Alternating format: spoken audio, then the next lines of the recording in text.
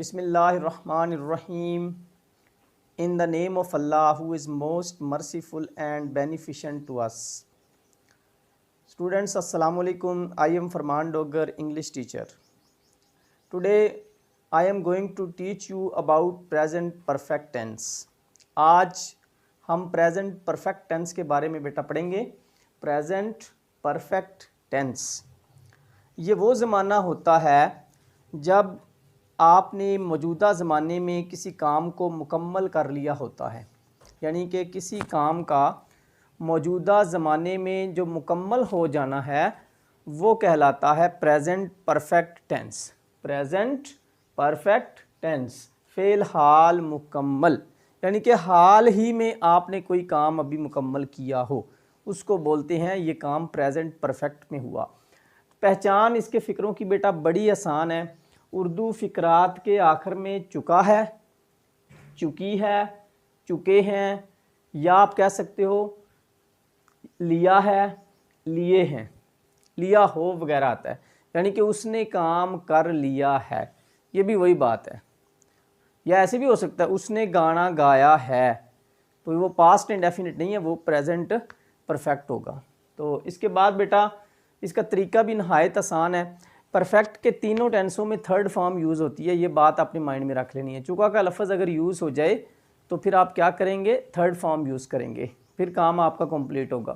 तो इसमें फ़ेल की तीसरी फॉर्म इस्तेमाल होती है. पहली चीज़ क्या बेटा, we use third form of verb in this tense. इसमें फ़ेल की तीसरी फॉर्म इस्तेमाल होती है. और इसमें जो दो हेल्पिंग वर्ब्स हैं, जो इमदादी फ़ेल हैं, हैज़ और have. We use two helping verbs in it, has और हैव. अब हैज़ किन के साथ लगता है और हैव किन के साथ लगता है, ये मैं आपको बता देता हूँ.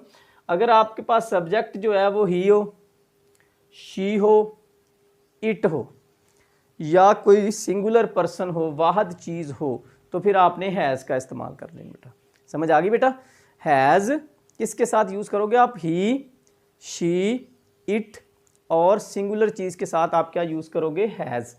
और बेटा अगर आपका सब्जेक्ट जो है वो आई, वी, यू, दे या कोई प्लूरल हो, तो फिर आपने हैव का इस्तेमाल करना है. HAVE हैव का इस्तेमाल करना है आपने. ये सिर्फ इसका तरीक़ाकार है. बेटा दोबारा सुन लें कि इसमें वर्ब की थर्ड फॉर्म आपने यूज़ करनी है और दो हेल्पिंग वर्ब्स आपने यूज़ करने हैं. अगर आपका सब्जेक्ट ही, शी, इट या कोई सिंगुलर नाउन हुआ, ये लिखा हुआ है सारा कुछ, तो फिर आपने हैज़ यूज़ करना है. अगर आपका सब्जेक्ट आई, वी, यू, दे या प्लूरल हुआ, तो आपने हैव का इस्तेमाल करना है. अब कुछ इसके फ़िक्रात देख लें बेटा. वो गाना गा चुका है, देखें इसके एंड पे चुका है आ गया, तो इसने हमें बताया कि ये प्रेजेंट परफेक्ट टेंस है. प्रेजेंट परफेक्ट टेंस है. तो चूंकि ये एक मेल है, वो है, तो इसकी इंग्लिश क्या होगी, ही. तो ही के साथ हेल्पिंग वर्ब आपको ऊपर बताया कि लगेगा हैज़. ही हैज़ संग अ सॉन्ग. ही हैज़ संग अ सॉन्ग. हमने हिरन का शिकार कर लिया है.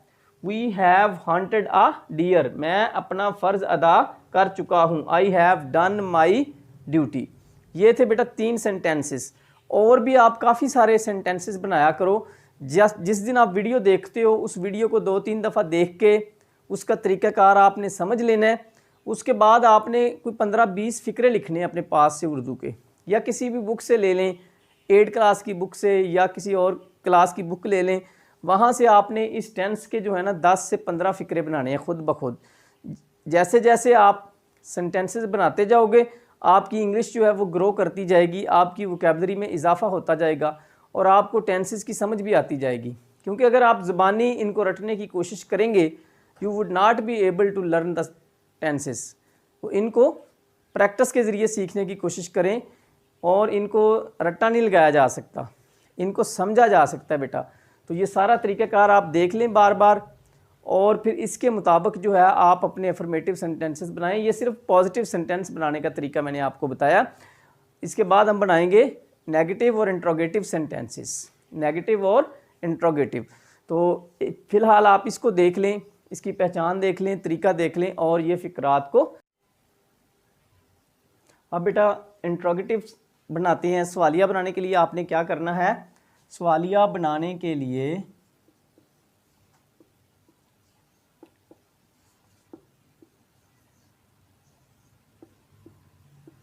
फाइल से पहले, यानी कि जो आपका सब्जेक्ट है, फाइल से पहले हैज़ या हैव का इस्तेमाल करना है।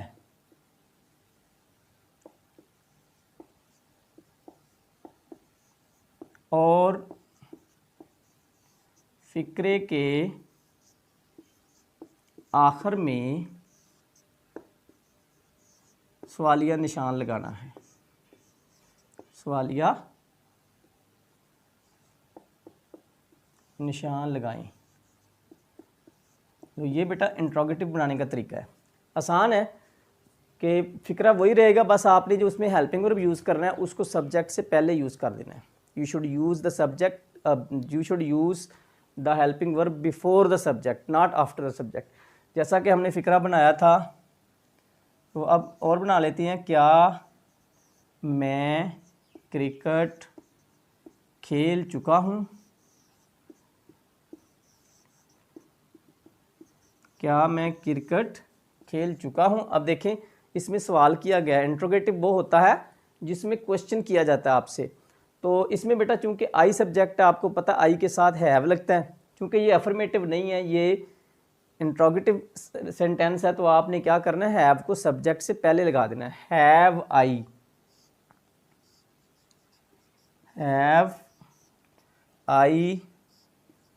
Played cricket. Have I played cricket. इसी तरह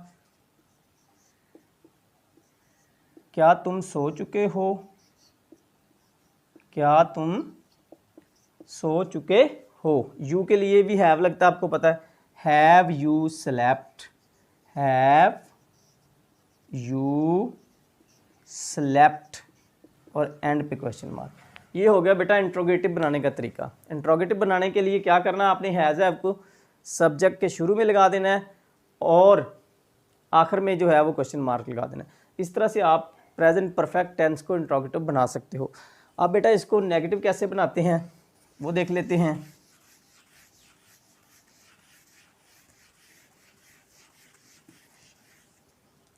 नेगेटिव सेंटेंसेस। नेगेटिव सेंटेंसेस बेटा वो होते हैं जिनमें काम से इनकार किया जाता है। नेगेटिव, मनफी जिसको हम उर्दू में बोलते हैं, मनफी फिक्रात। मनफी बनाने के लिए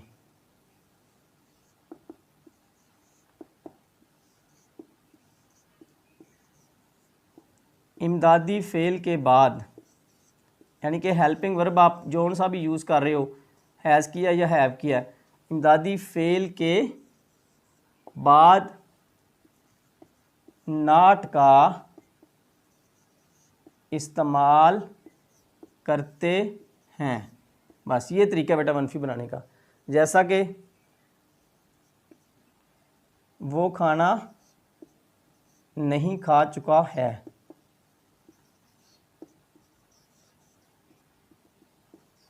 तो इसमें सब्जेक्ट आपका ही होगा, तो ही के साथ चूंकि हम हेल्पिंग वर्ब जो है वो हैज़ लगाते हैं। ही हैज़ नॉट, ईट की third form eaten, he has not eaten food. ये आ गया बेटा वो खाना नहीं खा चुका है। वो स्कूल नहीं जा चुकी है। तो चूंकि इसका सब्जेक्ट शी है, शी के साथ हेल्पिंग वर्ब हैज़ लगता है, तो आप लिखेंगे she has not gone to school. लो बेटा ये हो गया आपके नेगेटिव सेंटेंसेस। इसी तरह अगर नेगेटिव और इंट्रोगेटिव इकट्ठा आ जाए तो हैज़ को सब्जेक्ट से पहले लगा दें और नॉट को सब्जेक्ट के बाद लगा दें, वो भी आसान है। अगर कोई डबल सवाल या फिक्रा आ जाता है जैसा कि कब क्यों कैसा, पहले कब क्यों कैसा की इंग्लिश बना दें और बाकी जो है वो बाद में कर लें। तो ये बेटा समझ में आ गया होगा आपको।